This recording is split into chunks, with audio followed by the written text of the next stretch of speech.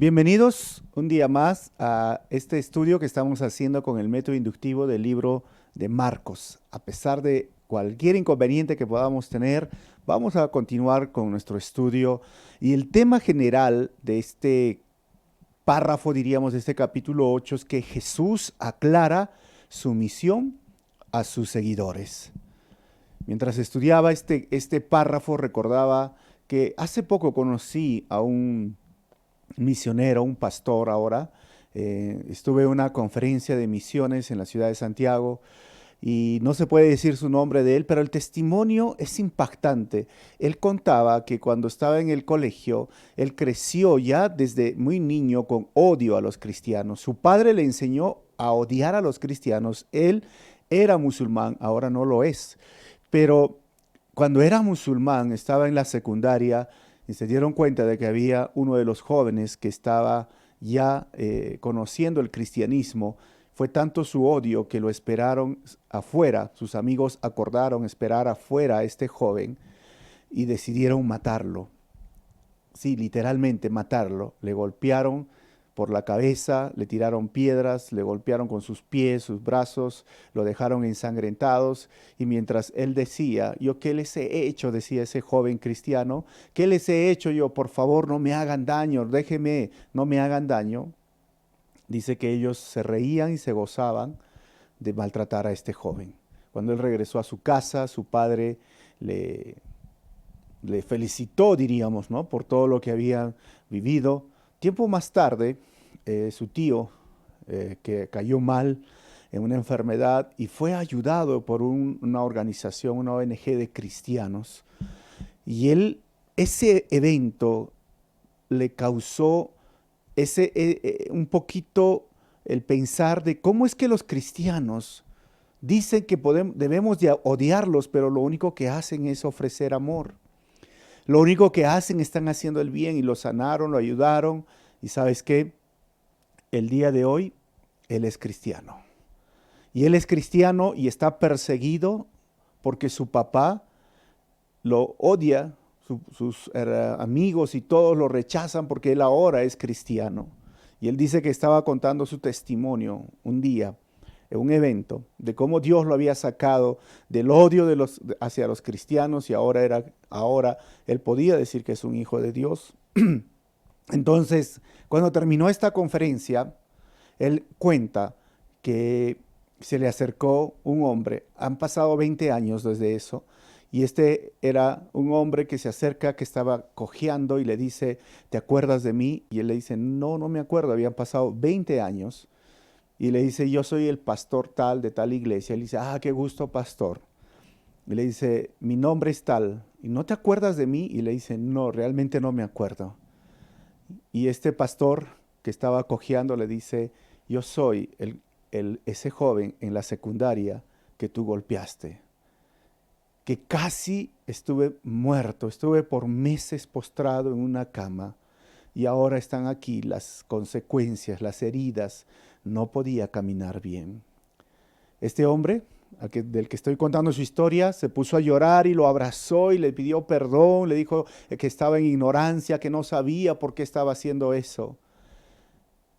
Y lo que hizo este pastor, ya que cojeaba, abrió su Biblia y le enseñó un papel y le dijo, ¿qué lees aquí? El hombre leyó y vio su nombre. Estaba escrito su nombre.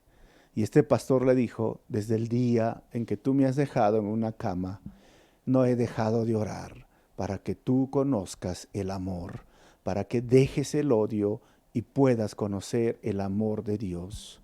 Y él dijo, doy gracias a Dios de verte aquí, porque eres un hijo de Dios, eres mi hermano.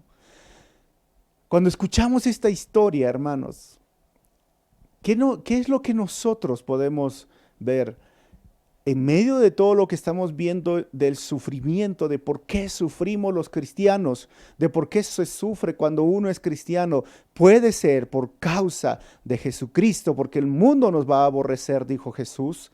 Pero hoy estamos sufriendo también por una enfermedad. El sufrimiento ha llegado a nuestras puertas, el sufrimiento ha llegado a nuestra casa, a nuestros familiares, amigos, vecinos, primos. que estamos perdiendo, que están yendo con el Señor. Pero ¿cuál es la misión de Dios en medio de esta situación? Vamos a ver. Jesús aclara la misión y en la primera parte es Jesús sana a un ciego en su misión, del 22 al 26. Lo segundo que vamos a ver es que Jesús se revela como el Mesías en su misión del 27 al 30. En la tercera parte, Jesús profetiza sobre su sufrimiento y muerte en su misión del 31 al 33. Y la cuarta parte, Jesús explica las demandas y exigencias a sus seguidores para cumplir la misión de Dios, del versículo 34 hasta el capítulo 9, versículo 1. La semana pasada vimos cuando Jesús va por el lago y está en esta parte que se llama Magdala. Ahí hace ese milagro con este hombre, que ahí tengo un mapa, y de Magdala se está dirigiendo a Betsaida. Y cuando está en Betsaida, recuerden que ya en ese momento un hombre fue traído que estaba sordo y mudo y con problemas de tartamudez probablemente. Jesús puso sus dos dedos en sus oídos y agarró saliva y le puso en la lengua, ¿no?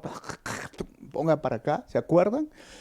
Es interesante lo que está haciendo ahora en su misión, sanando, liberando. Marcos es el primer evangelio escrito. Marcos, escrito entre, algunos dicen 58 hasta el 65. Después de eso viene Mateo, después viene Lucas. Marcos se escribe en medio de una situación de persecución de la iglesia. La primera persecución ya iba a comenzar. La primera persecución iniciada justamente por Nerón, este hombre que mató, literalmente mató a Pedro y a Pablo. Los cristianos estaban sufriendo persecución. Y es justamente cuando explica los beneficios del reino. Ya vemos un hombre sanar de esta forma extraña. ¿Y qué sucedió? Versículo 22. Cuando llegaron a Betsaida, algunas personas le llevaron a un ciego a Jesús y le rogaron que lo tocara. Betsaida está en esta parte del costado noreste del lago. Ahí vemos. Y Jesús está andando con sus discípulos. 23. Él tomó de la mano al ciego y lo sacó fuera del pueblo, y después de escupirle en los ojos y de poner las manos sobre él, le preguntó: ¿puedes ver ahora? Es interesante, miren, este ciego está ahí. Vemos los métodos de sanidad de Jesús. ¿Escupe en los ojos? Sí, esta es una de las partes de la sanidad gradual o progresiva que vemos aquí con Jesús. En el fondo de toda sanidad debemos recordar que está Dios. Y decimos sanidad progresiva, ¿y por qué en el fondo está Dios? Porque el versículo 24 dice: el hombre alzó los ojos y dijo: veo gente, pero parecen árboles que caminan así con sus ojos. 25. Entonces le puso de nuevo las manos sobre los ojos y el ciego fue curado, recobró la vista y comenzó a ver con toda claridad. Vemos cómo Jesús le pone las manos y el hombre ve ahora y dice: puedo ver, se alegra este hombre que estaba ciego. El libro de Isaías nos dice que el Mesías iba a dar vista a los ciegos, que el Mesías iba a hacer que los sordos empiecen a oír, que el mudo empiece a hablar, que el cojo empiece a saltar.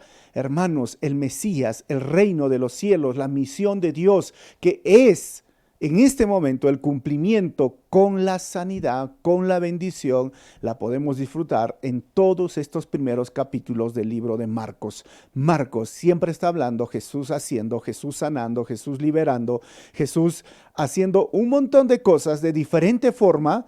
Alguna mujer tocó el borde del manto de Jesús, fue sano. Jesús entró al lugar donde estaba una niña que estaba muerta y esa niña resucitó. Algunas personas le dijo: corre a esta mujer sirofenicia, tu hija ya está liberada de un demonio. A los otros agarró saliva sobre la lengua, acá saliva sobre los ojos. Miren, muchos métodos, diferentes formas. Dios, al final, en el fondo, es el que sana. Hoy experimentamos lo mismo. Dios puede sanar a través de una hierba medicinal, de las medicinas que encontramos o las cápsulas, de un poco de agua que hoy día están usando, de muchas formas puede sanar una persona, pero en el fondo quien cura, quien da la última palabra es Dios. Un cirujano que se ha especializado por años, al final, él te va a decir, he hecho todo lo que he podido. Si tú crees en Dios, pídele a Dios, porque al final hay una autoridad máxima, hay un poder máximo, hay un ser sobrenatural máximo que está en control de todo lo que vivimos, sea lo que sea. Siempre demos las gracias y la gloria a Dios. Y aquí mismo nos dice, pueden sanar con fe, sin fe. Los otros que lo traen, los otros tienen fe que lo puede sanar. Hay personas que ni siquiera sabían quién era Jesús y Dios lo sanó. En el libro, en el Nuevo Testamento dice también, los ancianos de la iglesia oren por el enfermo. También dice, unjan al enfermo. También dice, pónganse de acuerdo en oración. O también existe el don de sanidad. O yo también como cristiano puedo imponer manos sobre los enfermos y sean sanados. Sea cual sea y como sea, en el fondo, Dios es el que sana. Versículo 26 dice, Jesús lo mandó a casa con esta advertencia, no vayas a entrar en el pueblo. Típico del libro de Marcos, siempre, ¿no? ¿Y por qué decía esto Jesús, que no vayas a entrar al pueblo? Siempre miramos aquí Jesús sanando y diciendo, no le digas a nadie, no hables, no sea, porque Jesús no quería ser conocido como un sanador, sino como el Salvador, el que cumplía la misión de Dios. La sanidad era parte del cumplimiento del Mesías que dijo y profetizó Isaías, pero no era la meta, no era el objetivo. Jesús no vino a sanar, Jesús vino a salvar. Jesús no vino a sanar a una persona que estaba ciego por muchos años, sino Jesús vino a salvar realmente al que estaba esclavo del pecado. Eso era su misión. Segunda parte, Jesús se revela como el Mesías en su misión. Dice el versículo 27, Jesús y sus discípulos salieron hacia las aldeas de Cesarea de Filipo. En el camino les preguntó, ¿quién dice la gente que soy yo? Entonces él estaba en Betsaida y se va, así como ven en el mapa, 40 kilómetros al norte, Cesarea de Filipo. Va caminando con sus discípulos y cuando ustedes vayan a la Tierra Santa van a encontrar estas ruinas que son de Cesarea de Filipo. Y Jesús les hace una pregunta. ¿Quién dicen que soy yo? Versículo 28. Unos dicen que Juan el Bautista, otros que Elías y otros que uno de los profetas. Contestaron. Frente a esa pregunta, no estaban errados, ¿sabían? Porque lo que decían de Juan el Bautista era lo que pensaba Herodes. Herodes dijo, pero si yo lo maté a Juan, le quité la cabeza, ¿cómo puede ser que sea Juan? La gente pensaba que era Juan el Bautista que había resucitado, era interesante. A otros decían, es Elías. ¿Y por qué Elías? Porque Malaquías capítulo 4 dice que el Dios, el Señor iba a mandar con el espíritu de Elías, ¿no? Antes que llegue el Mesías. Entonces ellos creían que no era el Mesías, sino que era el Elías, el que ya anunciaba que iba a venir el Mesías. Lo tercero que dice en el profeta es que Moisés, antes de partir, dice, va a venir un profeta mayor que yo, deben de obedecerlo. Y Jeremías hablaba de este profeta y que iba a hacer todos esos milagros. Entonces ellos pensaban, es el profeta. Estos tres títulos son valideros, pero no son los reales. ¿Me entienden? O sea, no es Jesús, no entendían que realmente Él era el Mesías. Y eso es lo que yo digo, las expectativas sobre Jesús. ¿Cuáles son las expectativas que tú tienes sobre Jesús? Ellos no tenían la idea que realmente era el Mesías, la gente normal, lo que estaban ahí, porque ellos tenían la idea de un Mesías político, de un Mesías militar, de un Mesías que los iba a librar del yugo sometido en el cual estaban por el imperio romano. Ellos pensaban que el Mesías iba a ser como un Moisés, ese libertador, y que iba a venir con fuerza y que iba a levantar un ejército y que iba a agarrar la espada y los iba a dar libertad. Pero no entendían que el Mesías venía con un mensaje de amor, con un mensaje que transformaba. Ellos se habían hecho una expectativa del Mesías que no era la correcta. Y yo pienso que hoy hay muchas personas que tienen estas mismas expectativas del Mesías o de Jesucristo. Algunos piensan que Jesucristo simplemente en este momento es para pedirle ayuda. Señor, ayúdame, Jesús. Si existes, ayúdame. Y cuando no le ayuda, dice, tú no existes. Eres malo, no eres bueno. Y encima no eres poderoso porque deberías de sanarme de esta enfermedad, de este virus mortal que está atacando el mundo. Algunos piensan que Jesús es simplemente para Navidad, ¿no? Comprar regalos, el arbolito, el nacimiento. Algunos piensan que Jesús es el que debe ser adorado en la Semana Santa y si me guardo, me purifico y no voy a comer carne porque es pecado. Pero termina la Semana Santa y siguen en pecado. O sea, Jesús para muchos puede ser utilizado y recordado cuando se les da la gana. O para muchos, Jesucristo sigue en una cruz, clavado en una pared, en una imagen, en un ídolo. Sigue todavía el Cristo de la religión muerto. ¿Cuál es la expectativa que tienes de Jesús? Por eso le pregunta a sus discípulos, ¿qué dicen la gente? Y miren el versículo 29 y dice, y ustedes, se va más directo, ¿quién dicen que soy yo? Tú eres el Cristo, afirma Pedro. Y Jesús les ordenó que no hablaran a nadie acerca de él. Es interesante, ¿no? Tú eres el Cristo. Tú. Miren, Pedro le dice eso. Mateo capítulo 16, versículo 16 y 18, dice, este libro paralelo, recuerden que Marcos es el primer evangelio escrito, le dice, tú eres el Cristo, el Hijo del Dios viviente, afirmó Simón Pedro. Y el 17 le dice, bien lo has dicho, Pedro, porque eso no te lo reveló, sino mi Padre. Y el 18 que te dice, yo te digo que tú eres Pedro, y sobre esta piedra edificaré mi iglesia, y las puertas del reino de la muerte no prevalecerán contra ella. Así que Jesús lo agarra y lo ve a Pedro, le dice, wow, tú has dicho, Él es real, yo soy el Cristo. No te lo reveló nadie sino mi Padre, pero yo te voy a decir algo, tú eres Pedro y sobre esta piedra, y ahí va el punto de Petro y Petra, ¿no? Tú eres Petro y sobre esta Petra. ¿Y cuál era la Petra? La declaración de Pedro, ¿cuál? Cristo. Así que quítense ese a veces pensamiento y dogma que se ha venido desarrollando donde dice que Pedro fue el primer papa. Y en base a este versículo, no, le está diciendo dentro del contexto, por esa afirmación Pedro, que es el Cristo, que es esa piedra que vino a ser desechada por los líderes religiosos, en esa piedra Jesucristo, el Cristo, voy a fundar la iglesia. Y esto lo dice en ese contexto y solo lo quería mencionar, pero Pedro recibe algo muy interesante, le dice, tú eres el Cristo. Y dice Jesús, bien lo has dicho, Pedro, muy bien. Ahora, pongámonos a imaginar. Marcos capítulo 1, el versículo 1 dice, comienzo del evangelio de Jesucristo, el Hijo de Dios. Y la palabra Jesucristo o Cristo ya vendría a ser el Mesías. Y hasta aquí, hermanos, el Cristo es revelado en la bendición que nos puede traer a cada uno de nosotros, porque hay una bendición estando en el reino de Dios, en el reino de los cielos. Pero esa palabra, Cristo, iba a ser un problema.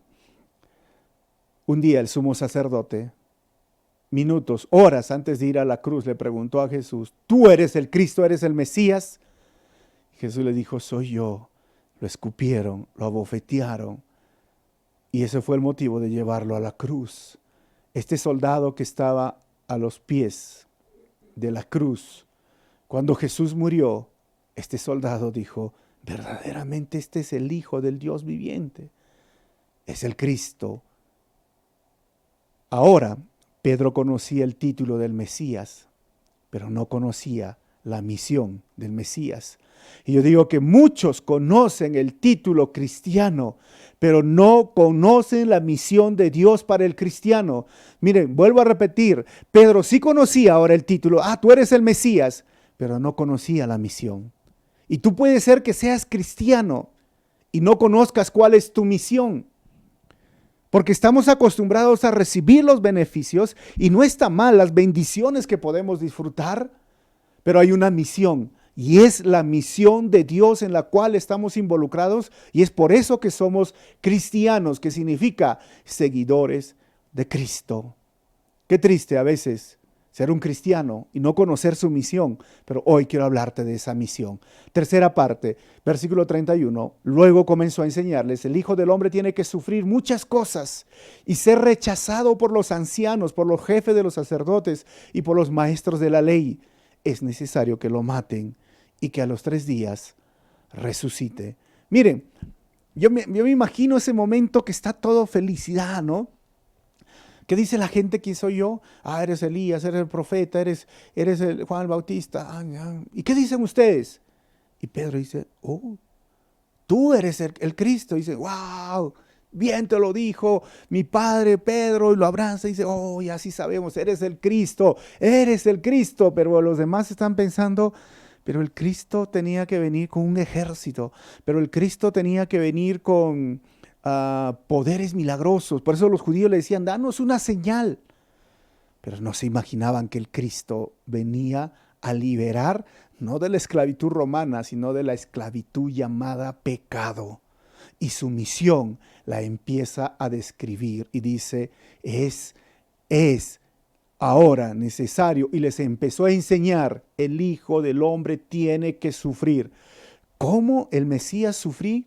Sí, y tiene que ser rechazado por los ancianos, por los jefes de los sacerdotes, el Sanedrín, y lo tienen que matar.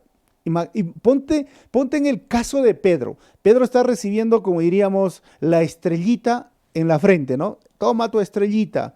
Pedro, tú has dado la respuesta correcta. O es como cuando uno está en clases y da la respuesta correcta y dice: oh, ¿no? Pero ahora viene Jesús y les dice: lo van a matar al Mesías, pero a los 3 días va a resucitar. Ahí sí que se quedan, dicen: pero ¿cómo?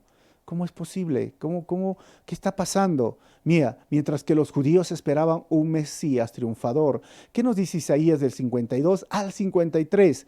Que habla de un siervo que sufre, que será engrandecido y ensalzado. El versículo 52, capítulo 52, 13 dice que era despreciado y desechado entre los hombres, varón de dolores, experimentado en quebranto. Del 53, 3, que era herido por nuestras rebeliones y molido por nuestros pecados. 53, 5, que cortado fue de la tierra de los vivientes por la rebelión de mi pueblo, fue herido. O sea, esa era la idea del Mesías. Y cuando se escribe ahora Marcos, dice, y Jesús relata: los ancianos, los jefes de los sacerdotes y los maestros de la ley, era el Sanedrín, compuesto por 70 personas, 70 dentro de los ancianos, los sacerdotes y los maestros de la ley, o los intérpretes de la ley, o los abogados, si lo podríamos llamar hoy día en nuestro contexto. Y el Sanedrín, que vendría a ser la Corte Suprema de Justicia, el lugar más alto donde se debe de hacer justicia. Tristemente vamos a ver que en ese lugar no va a obrar la justicia, sino la injusticia cuando lleguemos al momento del juicio. Pero el Mesías, dice, tenía que morir. La cruz, la muerte, como ven en esta imagen, era cumplir la misión de Dios. Hermanos, Jesús habla muy claro, pero sus discípulos no lo entienden. Los discípulos no están entendiendo cómo es eso que va a morir, cómo es eso que va a resucitar. ¿Y saben por qué no entienden? Porque yo digo que muchos prefieren vender un evangelio de éxito y salud, porque la cruz es difícil de vender. Hoy, hermanos, muchos prefieren vender un evangelio de éxito, de salud, de sanidad, de todo lo que puedas decir, de las bendiciones de Dios, y que no está mal, pero no venden la cruz, porque es difícil de vender. ¿Quién quiere decir hoy día: ven a Jesús y vas a perder tu vida, vas a morir?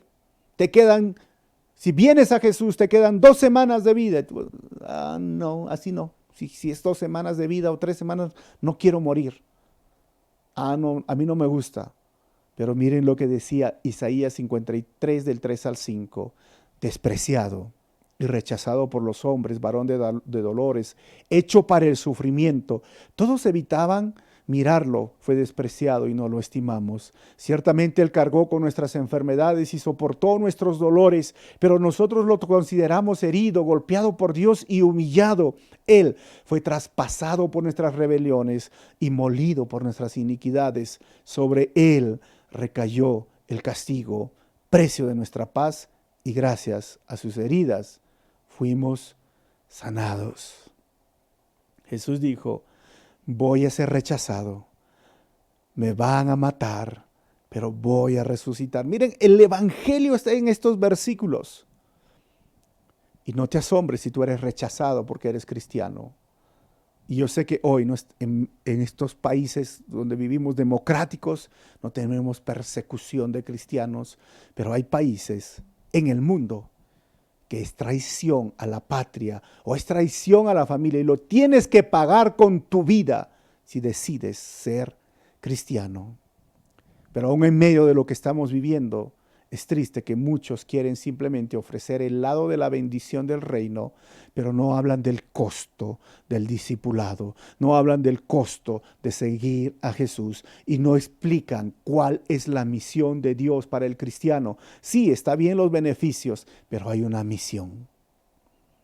Y esa misión es para ti y para mí. No es la misión de una iglesia en particular, de Calvary o de cualquier otra iglesia. No es la misión de simplemente el pastor o el misionero. No es la misión de aquella persona que, bueno, se ha decidido ir o servir al Señor. No, la misión es de todo cristiano, de todo aquel que se llame cristiano o se autodenomine cristiano o que se diga soy un seguidor de Cristo. Esa es la misión. ¿Y qué pasó? Versículo 32. Habló de esto con toda claridad el Señor, pero ellos no lo entendían. Y Pedro lo llevó aparte. ¿Y saben qué hizo Pedro? Que dice el texto y lo he puesto. Comenzó a reprenderlo, hermano. Sí. Pedro lo llamó y le dijo, ¿Qué estás hablando? Miren, es interesante porque Dios puede darnos palabras de sabiduría para una ocasión, pero no significa que seas sabio y tus palabras siempre estarán llenas de sabiduría. O sea, hermano, mira, muchas veces pasamos esta situación. Hay un don que se llama la palabra de sabiduría. Y esa revelación, esa sabiduría vino de parte de Dios a Pedro. Y Pedro dijo, tú eres el Cristo. Y nos ponemos a pensar por el lado de Pedro y Pedro se pone y dice, sí, tienes razón. Lo felicitan, lo abrazan. Oh, chévere, estrellita, toma. Y ahora Jesús dice, me van a rechazar, voy a morir, me van a hacer esto. Y Pedro dice, pero yo soy el todo, ¿no? O el sabiundo, como digo, estoy lleno de sabiduría. Ven, Jesús, ven para acá, Jesucito. Ven, Jesucito. ¿Por qué estás hablando así? Lo empieza a reprender, le dice, ¿qué te pasa? ¿Qué te sucede? Por eso digo que no necesariamente si damos palabras de sabiduría para una ocasión no significa que seas sabio. Y tus palabras no siempre estarán llenas de sabiduría, porque esto es un don de parte de Dios, no es algo de nosotros. En otras palabras, es tan increíble entender que es más fácil el ser una herramienta de Dios o del diablo de lo que solemos creer, porque un día puede ser una herramienta de Dios y un día, oye, estoy siendo herramienta del enemigo. Y dice el texto que comenzó a reprenderlo. Miren, Pedro, en este contexto, la palabra significa regaño o censuró las afirmaciones de Jesús. Yo digo, qué osadía reprender al Mesías. Qué osadía, porque el versículo 31 nos muestra un paralelo con el versículo 32. Jesús comenzó a enseñarles. ¿Y qué hizo Pedro? Comenzó a reprenderlo. Yo creo que también estamos tentados a reprenderle a Jesús cuando no cumple con nuestras expectativas o cuando no contesta nuestras oraciones tal como lo esperamos. Si miramos a Pedro, porque Pedro es un clásico, ¿no? de la Biblia, es ese personaje que habla y luego piensa que ha dicho. Porque hay personas que piensan para hablar, pero hay muchos, incluyéndome a mí, a veces hablamos y no pensamos y después de hablar, pensó, ¿y por qué lo dije? ¿Por qué lo hablé? Pero Pedro era ese así, ese colérico, ese sanguíneo que habla y habla y habla y habla, y Pedro dice, Señor, ¿qué estás hablando? ¿Cómo es que vas a morir? ¿Cómo es que vas a sufrir si tú eres el Mesías? Tú eres el Mesías. Lo reprendió. Se imaginen qué atrevido Pedro, ¿no? Ahora, ¿cuál es la respuesta de Jesús? Versículo 33. Pero Jesús se dio la vuelta, miró a sus discípulos y reprendió a Pedro. Aléjate de mí, Satanás, le dijo. Tú no piensas en las cosas de Dios, sino en la de los hombres. Aléjate de mí, Satanás. Aléjate de mí, Satanás.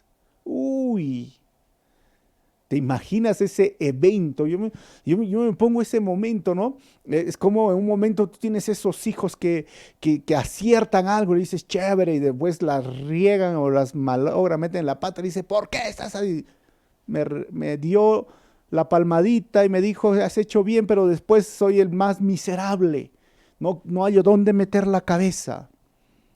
Pedro tenía esta característica.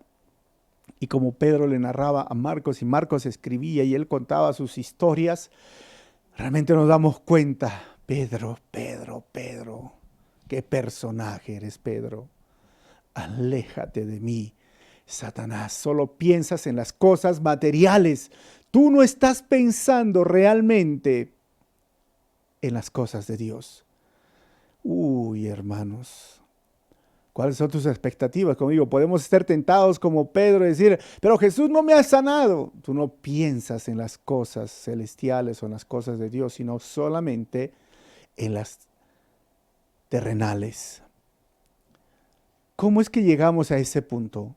Hermano, muchas veces la peor tentación viene de una voz amigable que la de un conocido malhechor. En un momento Jesús reconoció que el Padre usó a Pedro y le reveló y le dijo, tú eres el Mesías. Dijo Jesús, bien, pero en ese momento esa voz de sabiduría, de revelación de Pedro ya no era de Dios, era de Satanás. Pero era su amigo, sí, pero era de Satanás. Era porque le estaba tentando a Jesucristo a decir, no vayas a la cruz. Tú no tienes que morir, Jesús. Tú no tienes que pasar todo esto, cuando Jesús sabía que eso era parte de su misión. Y ese era el problema. Y ese era el momento donde Pedro tenía que simplemente agachar la cabeza y decir, pero ¿yo qué dije? Solo te estoy animando. Termino con la cuarta parte. Jesús explica las demandas y exigencias de sus seguidores para cumplir la misión de Dios. 34 dice, entonces llamó a la multitud y a sus discípulos. Si alguien quiere ser mi discípulo, les dijo, que se niegue a sí mismo, lleve su cruz y me siga. Miren, hermanos, si alguien quiere ser mi discípulo, no está diciendo, oye, por favorcito, sé mi discípulo, vente, por favor. No, si tú deseas, pues que se niegue a sí mismo, lleve su cruz y me siga. ¿Saben qué significaba llevar su cruz? ¿Saben qué significaba esto? Ahí tengo una foto de Esteban cuando él estaba predicando y empezaron a apedrearlo. Eso significaba llevar su cruz, porque era el símbolo de la muerte. En otras palabras, Jesús siempre ofrece las demandas de seguirlo antes que las bendiciones para seguirlo. Entiendan bien esto, hermanos. Jesús ofrece las demandas.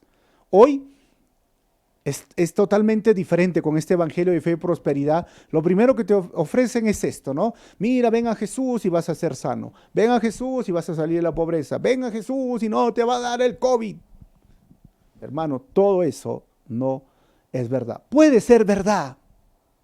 Puede ser y no lo negamos, pero no es el evangelio 100% completo. ¿Por qué? Porque el mismo Señor presentó las demandas, niégate a ti mismo. Toma tu cruz y sígueme. Lo que está hablando Jesús es una verdad que muchas veces nosotros nos olvidamos. Por ejemplo, en nuestro contexto, cuando un atleta va a participar en algo, se esfuerza a un punto extremo, demasiado, donde sus músculos le tienen que doler, donde tiene que cansarse demasiado y perder mucha energía. Y esto, si tú le dices, ¿por qué lo haces? Te va a decir, porque es parte de mi entrenamiento, porque quiero lograr la meta, quiero ganar el premio. Y el sufrimiento es parte de poder alcanzar la victoria. Y lo que está diciendo Jesús es, si tú quieres ser seguidor de Cristo, el sufrimiento es parte de alcanzar la victoria. ¿Sabes? La disciplina espiritual engendra victoria espiritual, como yo he puesto acá una imagen de este hombre que se está esforzando demasiado. ¿Por qué? ¿Por qué lo hacen? Por disciplina. Pero en nuestro caso, disciplina espiritual engendra victoria espiritual, pero un llamado débil y de marketing para seguir a Jesús simplemente produce débiles, discípulos débiles y seguidores de libre mercado que se van al mejor postor, porque llegan animados y luego dicen, es que no me dieron lo que yo quería, entonces ¿dónde me voy? Mira, por allí está tal secta, ya, mira, por allá está la diosa madre, voy a ver si me va por allá, ¿quién ofrece más? ¿Quién ofrece más? Tristemente hay personas así, porque se les ha predicado un evangelio de marketing. Y Jesús dijo, toma tu cruz. ¿Y saben qué significaba la cruz? La muerte.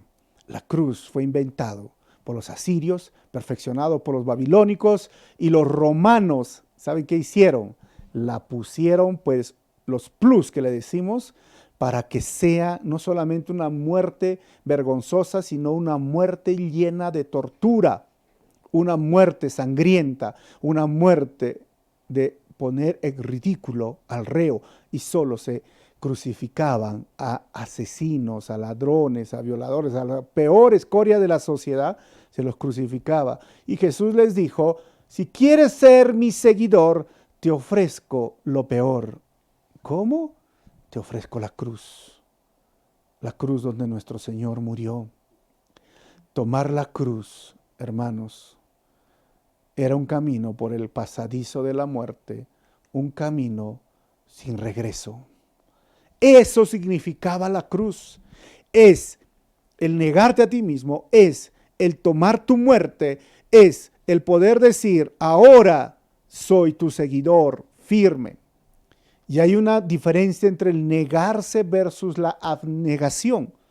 ¿Por qué? Porque algunos dicen, yo me voy a abnegar, y abnegarse es por algunas cosas buenas, tú te vas a negar de no hacerlo. Puede ser, por ejemplo, yo no quiero ser doloroso ni afectar a mi familia y me voy a abnegar. Sí, yo no quiero pegar, está bien, te vas abnegando, pero lo que te está diciendo Jesús aquí no solo es que tengas abnegación por un bien común o por hacer el bien a otra persona. Lo que te está hablando es que tú te tienes que negar y rendirte completamente al señorío de Jesucristo, que tú te tienes que negar a tus propios deseos y rendirte al señorío de Jesucristo. Obedecer sus mandamientos significa negarte a esa relación que te hace daño, que no está aprobada por Dios, y tienes que rendirte en obediencia al Señor. Significa que tienes que negarte esos deseos de embriagarte, de pecar, de tener todo aquello que está en contra de Dios. Yo me niego, no me voy a negar, sino me niego, porque ahora entiendo que mi Señor lo es todo. Porque he encontrado mi tesoro, porque sé que Él es el único que puede salvar mi alma, mi vida, porque mi vida se está yendo directamente a la condenación eterna, y que si yo hoy muero, no disfrutaré la vida eterna. Por esto me voy a negar. No solamente abnegar, está bien abnegarse, pero lo que está exigiendo Jesucristo aquí es, niégate a ti mismo. Niégate a esos sueños que parecieran tan espectaculares, pero que van en contra de la voluntad de Dios. No glorifican a Dios. ¿Y saben por qué? El versículo 35 dice, porque el que quiera salvar su vida, la perderá. Pero el que pierda su vida por mi causa y por el evangelio, la salvará. Qué interesante, hermanos. ¿Quieres salvar tu vida? La vas a perder. ¿Quieres perder tu vida por mi causa, por el evangelio? La salvará. Esa es la paradoja de la vida, ganar o perder. Uno no quiere, ¿voy a perder o voy a ganar? No, vas a ganar, pero estoy perdiendo la vida, sí, pero estás ganando la vida eterna. Eso es lo que tenemos que entender. Para nuestra cultura quizás no sea tan relevante porque no sufrimos persecución, hermanos. Pero sabes que en algunos países del Oriente, hoy, en algunos lugares en la China, en algunos lugares musulmanes, en algunos lugares de África, los cristianos están yendo a la cárcel. Hoy están incendiando iglesias. Hoy cristianos están encadenados por la causa de Cristo, ¿entiende? Por la causa. Y te voy a mostrar un mapa de los 50 países, hoy 2020, donde los cristianos sufren mayor persecución. Si ubicas en el mapa, la parte roja es donde hay la persecución realmente extrema, muerte y cárcel. Lo que ves de anaranjado es persecución muy alta, donde existe pena de cárcel. Y de la persecución alta en todos estos países que ustedes pueden ver. Ahí están con amarillo. Corea del Norte. O sea, yo te estoy mencionando hoy, 2020, están muriendo literalmente las personas por seguir a Jesús. Ahora yo te presento la cruz y te pregunto, ¿quieres ser discípulo de Jesús? ¿Quieres ser discípulo de Jesús realmente? Debemos entonces negarnos a nosotros mismos, tomar nuestra cruz y seguirle a Jesús. No es una religión más. Si tú piensas que es una religión más, estás en el lugar equivocado. No es que simplemente voy a ser bueno. Si piensas que el cristianismo te hace bueno, estás en el lugar equivocado. No es que, ya es que me gusta el compañerismo de mis hermanos porque no tengo a nadie. Bueno, esos son los beneficios, pero no es la base, no es el fondo. ¿Qué es lo que quiere decir Jesucristo? Es tu cruz. Niégate a ti mismo. Empieza a vivir para cumplir la misión de Dios. ¿Y cuál es la misión de Dios que tanto está hablando? Me dirá alguien. Es que todos los pueblos lo adoren. Es que todos los pueblos le alaben. Pero ¿sabes qué? Todos los pueblos no le pueden alabar ni adorar porque hay más de 2.000 millones de personas que no conocen el nombre Jesús, no conocen la palabra Jesús. ¿Y cómo le podrán alabar y adorar si todavía no han sido discipulados? ¿Y cómo podrán ser discipulados si todavía no ha habido alguien que les ha predicado? ¿Y cómo podrán escuchar si no hay alguien que vaya y les predique?